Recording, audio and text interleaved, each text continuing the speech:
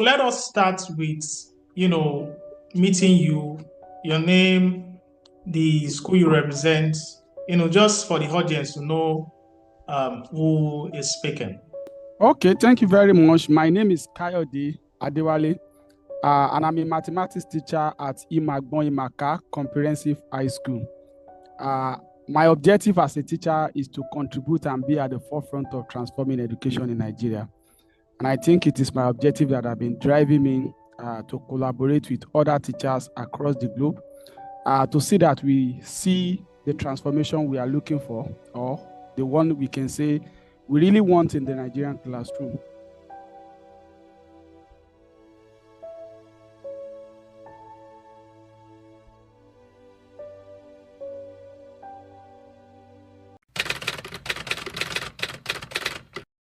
I joined the teaching profession in the year 2006 after graduating with NC with a program we call Federal Teacher Scheme. That was in 2006. But as a primary school teacher, I was not really feeling comfortable because I happen to be somebody that I've been looking forward to work in secondary school sector since the time I finished my NCE program. That's National Certificate in Education. So I'm not feeling too comfortable. So after spending 2 years, I was earning 10,000 naira, and I saw another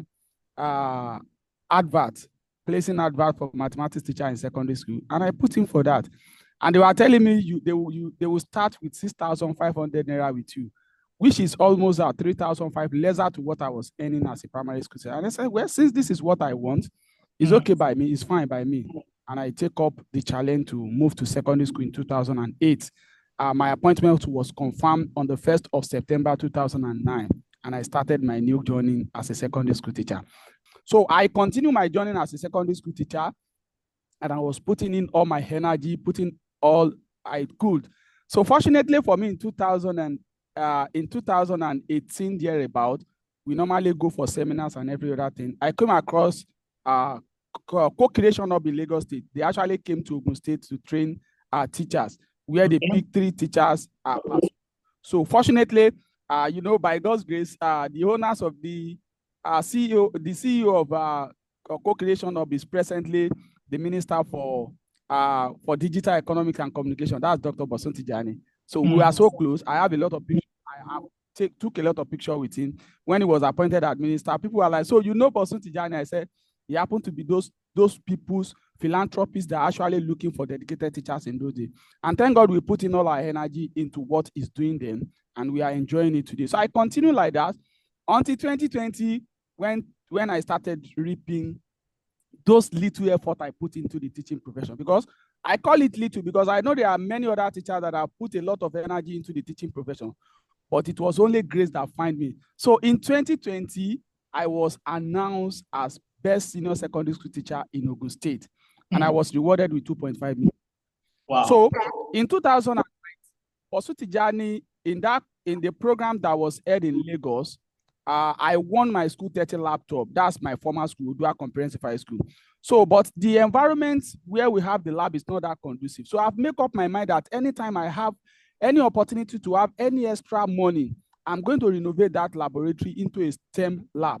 And as a Christian, immediately after I removed my tithes from that 2.5 million naira, I diverted some of the amount of the money in renovating that lab into what we call STEM laboratory. I invited a lot of people like the CEO of EduTimes, Dr. Ademola Adenubi, who is also a mentor to me. He gave me some amount of money. I also added the money there, and the lab is still there up to this present moment. In 2021, by God's grace, I was announced as an outstanding youth on education in Ogun State by National Youth Councils of Nigeria, an award that was presented to me by the Deputy Governor of Ogun State. 2022, I became the state champion for Multinational Teachers of the Year, meaning I'm an ambassador for Nigerian Beauty. So I became Ogun State champion and also qualified to top 10 finalists in Multinational Teachers of the Year competition. So in 2023, as if it was not enough, I was doing my own on my own. Some people introduced me to Fulbright Teaching Excellence, like, Adewale, you are putting in a lot of energy, because what actually happened is that in 2020, during COVID-19, Ogun State government were actually looking for teachers who are tech savvy, who can handle interactive, teach students in that day. And I was so fortunate to be among the first set of 20 teachers selected in Ogun State to create content that will call the title Ogudigi class, powered by Dr. Ronke Soyombo, the current special advisor to Ogun State Governor on Education. A wonderful woman, I give it to her. And those are the people that discover people like us. So we did it then. I leveraged on that opportunity that, oh, if government could do this for our students who are at home, how can I complement the effort of government? So I created my YouTube channel in 2020, and I started putting all energy. And as I'm talking to you, by God's grace today, I have over 200 content on YouTube and every other social media that can improve the learning engagement, the learning outcome of students. Okay, sir, there's a particular video, that you did, which actually went viral. The video showed you as you were using your local dialect to teach people mathematics. So can you give us like a practical aspect of, how you go about this process? Oh, that's awesome. That's awesome. Fortunately, I am presently at home, very close to my library where I produce my my video. And I think it will be 18th of July. Let me quickly show you. Okay. Let me show you.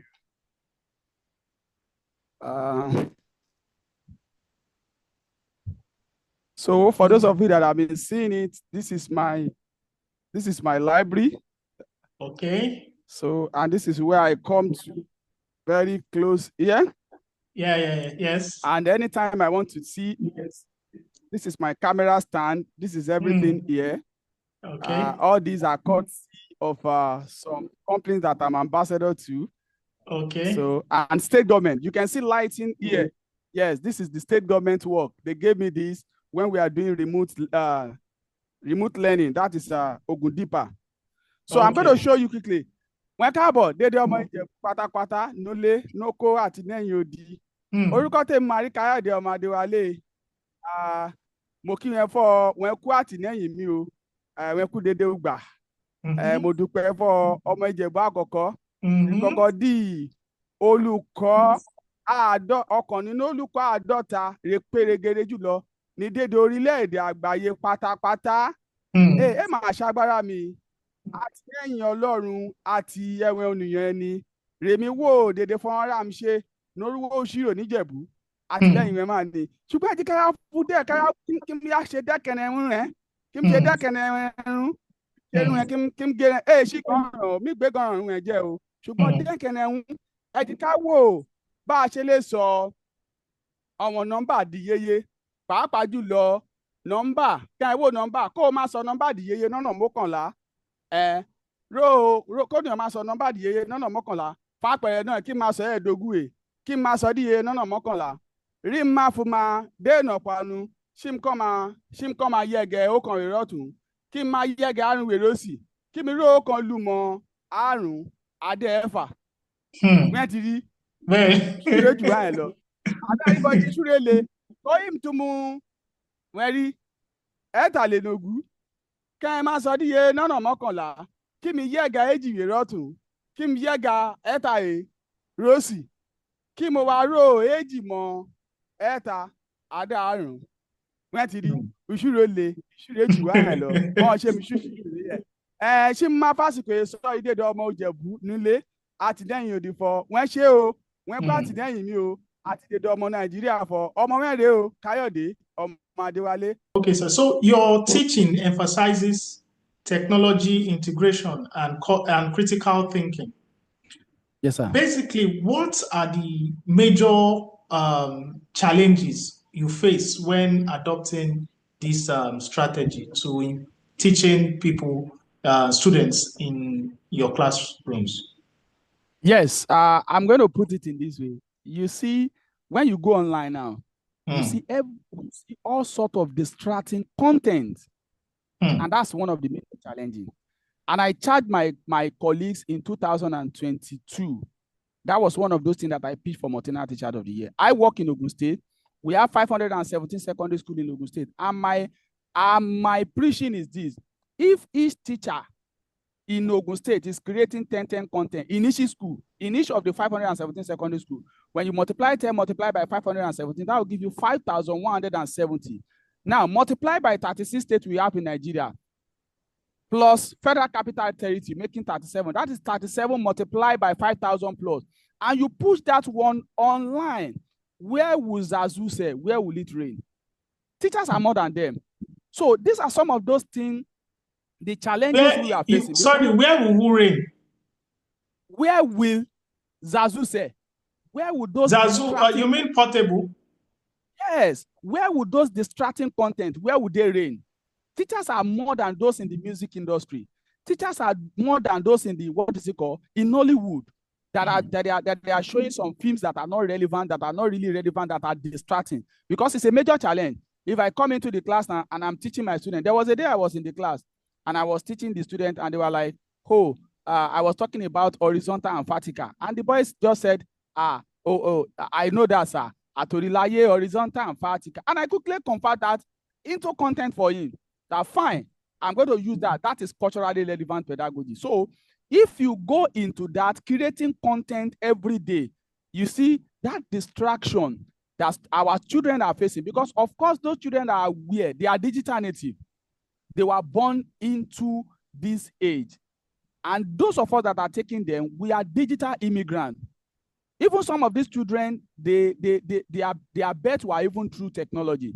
So they were aware of using those gadgets, but they didn't get people that can guide them right in using those things. And that is why I come into the campaign of digital literacy. That's where the digital literacy comes. I started the campaigning, and it got the attention of University of Colorado, that they selected me among 70 teachers across the globe that translate first simulation into Nigerian language. Meaning that those people in University of Colorado, they were aware of primary language, using the primary language to teach their students. If not, they won't ask us to translate first simulation into Nigerian language because they are aware. Okay. So that's just it. So, okay, so your initiatives promote STEM education for underprivileged students. Can you share a specific story of how one of your programs changed a student's life? Yeah, that's a great one. Not only student life, it changed the perspective of teacher, because if you read that very well, you see that I've actually trained over 30,000 teachers in an initiative that I call Transformation 1090. Transformation 1090 simply means we have 109 senatorial districts in Nigeria, meaning 3 states. We have 3 senatorial districts. That is 3 multiplied by 36. That is going to give you 108. Plus federal capital territory, that is 109. My intention is to train at least 10 teachers from each senatorial district. And that is what I come about Transformation 1090. Now, this method, this approach that I've been using in the class, that I've been working, I want my colleagues to be aware of it, that this can transform classroom. I was in US classroom for more than 6 weeks. I taught in the US classroom, and I know how those children were comprehending just because of the presence of technology. And when I came back, even before I left for US, I've been using simulation like FED, and it has improved my student higher education potential from 20% to 80% in mathematics, because they were aware that, okay, you want to talk about graph, you need to have graph board. The children need to have graph sheet. And these children, they are digital native. They know how to use technology. And I come into what we call graphing quadratic, which is a first simulation. That will be showing them the relationship between those graphs. And it's going to make such content to stick into their brain. Okay. This is a problem. Technology has really fit a solution. Talking about the current news that is trending online, about you being shortlisted for the Global Teacher Prize. So how do you feel when you found out that you were shortlisted? I feel elated. I feel honored because this is something that I've been looking forward to see. Like I told you, in that same 2023, I won Fulbright scholarship to go to US for Fulbright Teaching Excellence and Achievement Program. That same year, I was declared as second runner-up best teacher in Federal Republic of Nigeria. So I've been always looking forward to be on a global stage. In 2024, I became the top 20 STEM teachers across the globe that was selected for limitless global educator that participated in Houston, Texas. Meaning, within 6 months, I went to US for program as a result of the little effort we are putting into the system. So, but what does this recognition mean to you? This global recognition is a dream come true, and I can say is a testament to little effort we have been putting into the system, and this is going to energize me more as a teacher. It has charged me that anytime you are doing anything, because I've always been serving in an underserved community, especially for students from the low-income background. So, you know, people like us, they always look down on us that these are the people, because when I was in Ogun side, they nicknamed me Teacher Oko. They nicknamed me Teacher Oko. That is village teacher. They call me village teacher. So people believe people that are working in the town, they are those people that can really enjoy the teaching profession. But I must tell you, today, I'm a living example that is enjoying serving in another served community, coming on a global stage like this, because the Global Teacher Prize Award is the Teaching Profession Noble Award. So it's the apex award that any teacher could receive.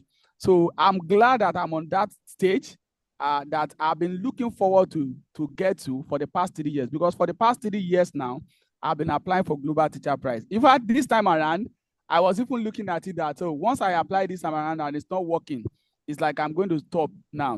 So, but I in my heart when I heard that I'm the only teacher selected in Nigeria, meaning if I did not submit my application, possibly they might not pick anyone from Nigeria, which would be the most painful aspect of it. I must tell you, I submitted my application on the last day of submission, to the level of I'm not that really, because I'm not losing hope.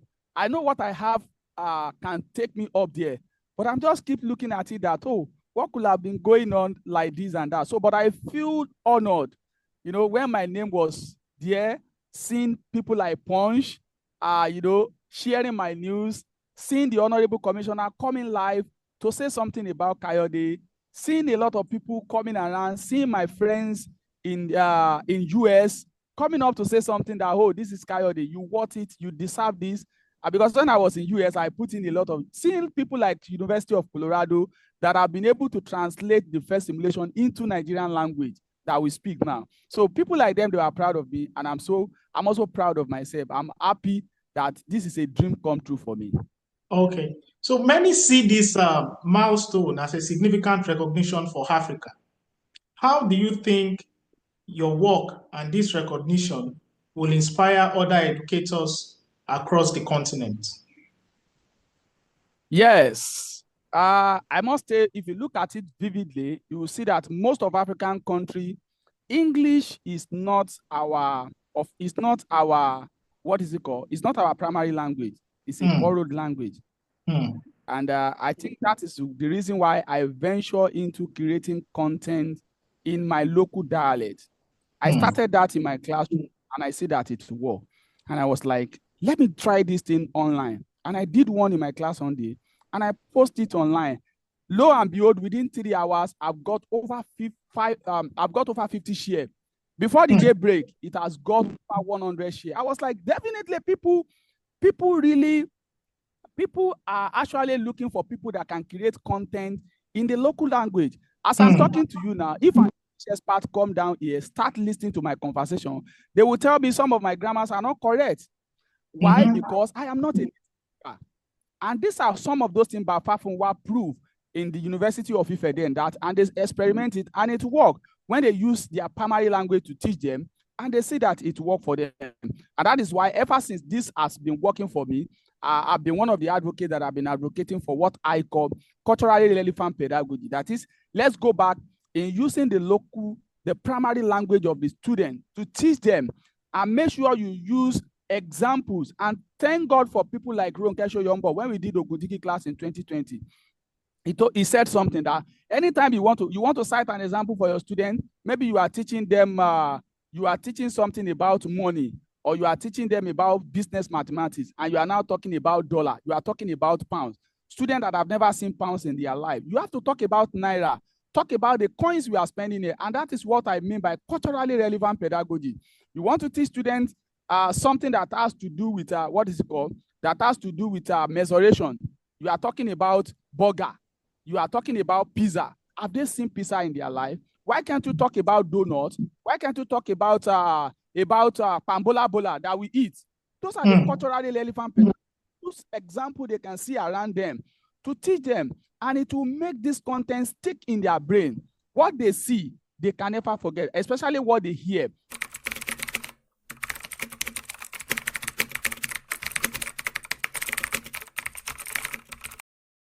Yes, the major challenges we are facing as a nation is a support, is full support. Government are trying their best, especially in my dear state. I give it to my governor, Prince Dapa Abiodun, MFR. Like I said, every October 5, you reward outstanding teacher. And by God's grace, I'm one of the teachers that benefited from that. I have some of my mentors that has gone to get houses from state government, becoming a landlord. So major challenges is that we are not getting enough support we need from government. And that is why I said this my global teacher prize. By God's grace, if I win, I'm dedicating 40% of that money, which is going to be $400,000, in capacity training under the project that I call Transformation 1090, in reaching out to all teachers in Nigeria, giving capacity training, inviting. I've been doing this in the past. I invite my friend from US, my friend from Brazil, Colombia, to join me in training teacher. I've done that, and I have all those things online. So if equipping the teachers is the major challenge we are facing in the country, because I know a well-equipped teacher will definitely give his or her best, especially when he gets enough support from government or from the employer. Like myself that I'm talking now, is because I'm getting some support from government. Like the 2.5 million naira. If I didn't see that 2.5, why would I say I'm just a level 12 officer? Where will I get money to renovate a laboratory into a STEM lab? It's because I get support from government. This laptop you are seeing me using was given to me by a company, EduTerms.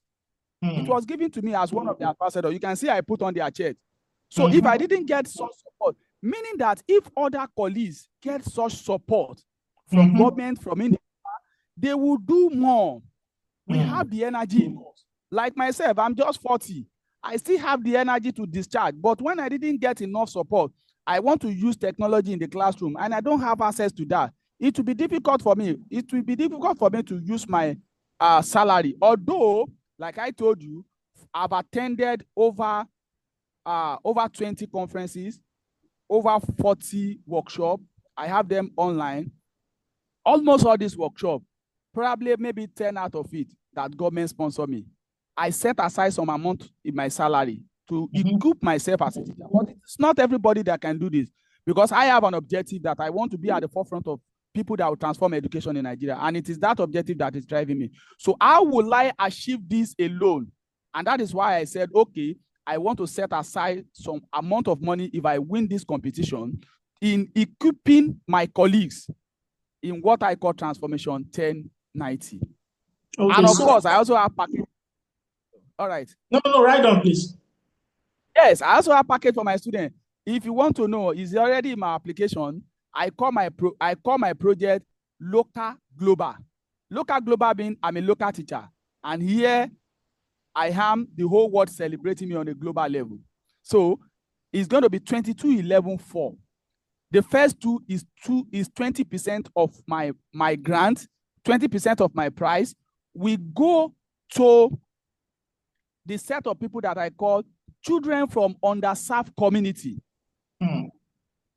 So I will organize, because something that brought me, that really inspired me, especially in the mathematics that I teach, is that while I was growing up, I love going to houses to watch television. And I came across a program, possibly, is it not OGTV or NTA, teaching something like teaching mathematics online. And that thing, I could still remember it over 20 years now. It's still ringing in my brain that I'm still watching that television. And that was why I said, in fact, when I heard of YouTube that I can create content, that was when I take it up. And it gladdened my heart. At the age of 36, that dream come true. I appear on television teaching students, just like the way I was watching someone when I was at age of 10. So the 20% is going for those people. The next 20% we go for the top 10, those people that we manage to get to the top 10 together. I'm giving them the 20% of my price. Then the next 10% is going to be, I'll be running a program on television. Since television is some of those things that encourage me, I want to bring people come back to television, or we use online to support it. So those children from underserved community will be the first people that will benefit from that program. And the next 10% is that my own school, Imaka Comprehensive High School, I want to build an innovation up there. I'm sure $100,000 can do that for me. So I will build an innovation hub in that school, and I will equip it with 21st century. It's something I've been doing with my little money before. So I want to strengthen more on that. So by doing that, I think I have give back to the society that made me. What has been the most challenging aspect of your job? And has it ever crossed your mind to give up? Wow. The most challenging aspect of this profession for me is the same distraction. The same thing that I said the other time. While you are pouring the whole of your energy for 8 hours into the life of this student, don't forget that the remaining 16 hours they are spending it with their parents, and they can do it anyhow they like.